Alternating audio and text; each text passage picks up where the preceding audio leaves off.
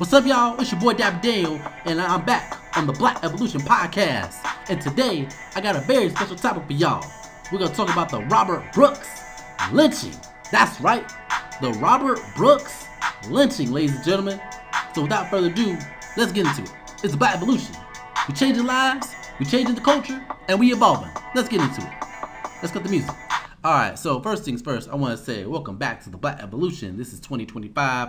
I am your host, your leader, your Grandmaster Teacher, Mr. Dabby Daniel himself.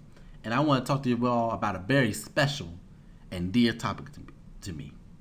Police brutality, mass incarceration, and the Robert Brooks lynching. That's right, a black man was lynched back on December the 9th, 2024. Lord have mercy. Lord have mercy.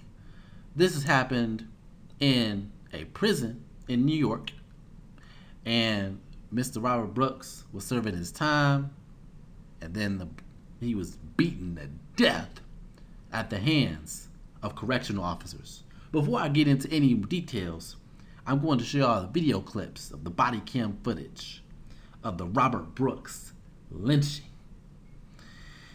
I will warn you, it is brutal, it is vicious, and it is evil. So without further ado, let's get into this topic of the Robert Brooks lynching, and I'm going to show y'all this video. And I'm going to be back and ready to react. Here we go. Let me show y'all the video. We're tracking breaking news tonight, video that clearly shows at least 12 strikes or punches to a man who's handcuffed. Robert Brooks had just been transferred to Marcy Correctional from another facility on the day of the assault. Part of the video you will soon see shows a corrections officer using a boot to kick Brooks, who's handcuffed with a bloody face.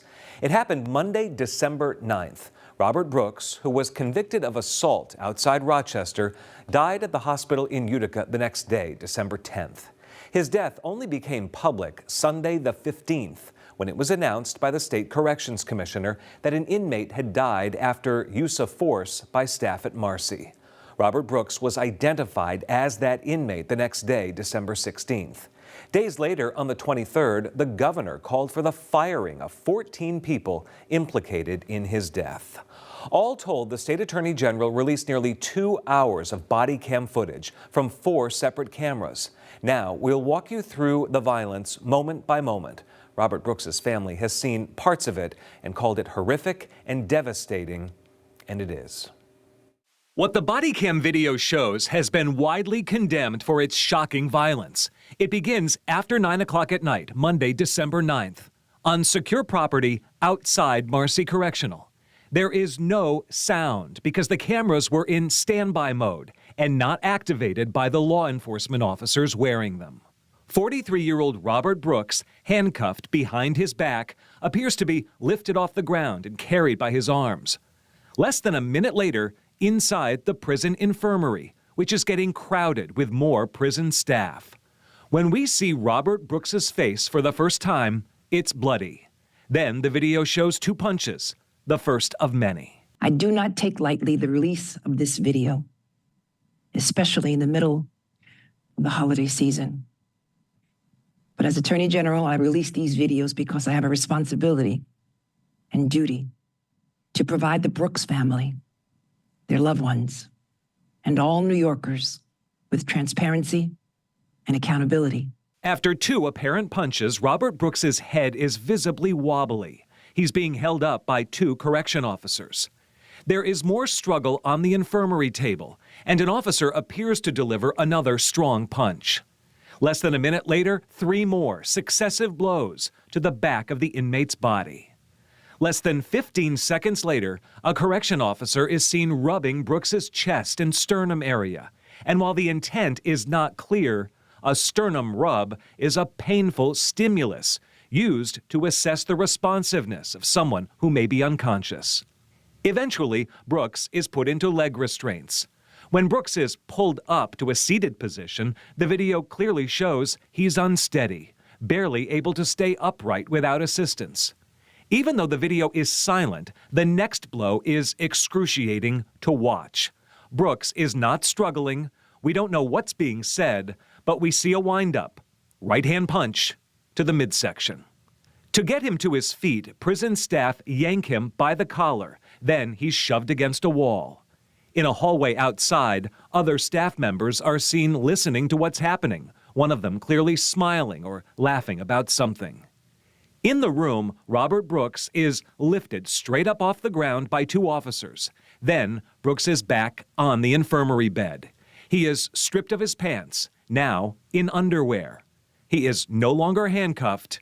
He is no longer moving. As Attorney General, you have my word that we will use every possible tool available to us to investigate this death thoroughly and swiftly. The body camera videos show a roughly 10-minute interaction from outside the correctional facility to inside, and the point where you just saw Robert Brooks on the bed in his underwear. 14 Corrections Department employees, 2 sergeants, 10 correction officers, and a nurse have been suspended. The governor is trying to have them fired. Tonight, the organization that represents New York police. And we're back. Ladies and gentlemen, that video was very disturbing. It was horrific. It was downright satanic. What you just saw was the lynching of Robert Brooks through body cam footage and a news clip. You show several officers beating him, pummeling him. He's all bloodied up. He's beaten up. He's basically defenseless. He can't even defend himself. And they still beating him down. What you just saw, like I said before, is a modern day lynching. And I don't take this lightly. We live in a police state here in America. That brother was not an inmate to those officers. That brother was a modern day slave to those officers. They just beat him up and did whatever the heck they wanted to do to him. But this is the police state in America. In this case, we're going to talk about mass incarceration. Now, underneath the 13th Amendment, slavery was prohibited, banned, shunned, except for a loophole. And that loophole is, unless you commit a crime. Robert Brooks was in jail, as the newscast stated, for committing a crime. But he still did not deserve to be beaten and lynched like that. It was uncalled for, unnecessary, satanic, and downright evil. This was evil, ladies and gentlemen. This is not nothing new in the black community. We have not experienced this out of the blue.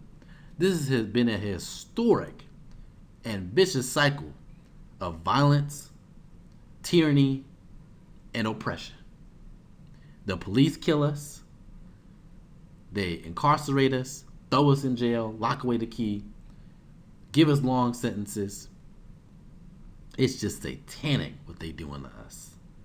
And those correctional officers, they were just downright evil, ladies and gentlemen. They didn't care. They didn't have no concern for his condition and for his life, Mr. Robert Brooks' life. Also, too, you saw how those, quote unquote, those nurses and everything, bystanders, just sitting there doing nothing. One of those bastards was smiling. I'm like, what the hell are you smiling about for, fool? A man's getting beaten up. It's your job to resuscitate and make sure he's taken well taken care of in your care. But you ain't give a damn. Satanic bastard. And you had another officer just kicking the brother. He already defenseless. He's already handcuffed. And here come that freaking white supremacist devil beating the hell out of him. It's satanic, it's wrong, and it's evil. Now, my question to the black community is, what are we going to do about it? We've been protesting. We've been looting. We've been rioting.